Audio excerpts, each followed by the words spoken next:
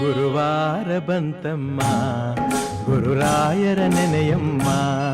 ಗುರುವಾರ ಬಂತಮ್ಮ ಗುರುರಾಯರ ನೆನೆಯಮ್ಮ.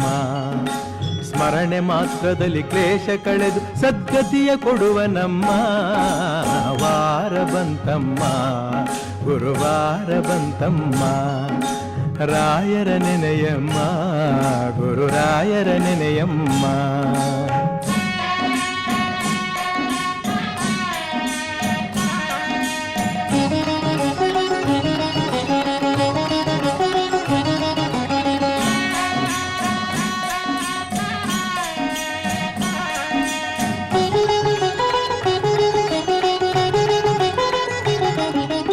ಯೋಗಿ ಬರುವನಮ್ಮ ಶುಭಯೋಗ ಬರುವುದಮ್ಮ.